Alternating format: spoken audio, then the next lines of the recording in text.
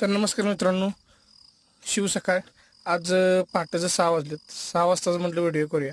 तर बघा गावाकडे कसं हिरवार वातावरण पडलेलं आहे मस्तपैकी. पाऊस पण पडून गेलाय. आवाज ऐका तुम्ही सकाळ सकाळीचा.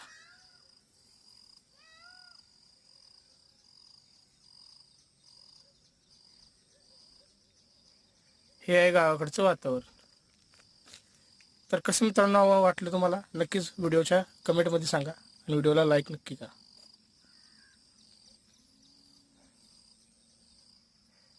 एकदम शांत असं वातावरण आहे. ह्या वातावरणात मन पण शांत राहतं आणि पहाटेचं जर वॉकला आलं तरी चालतं.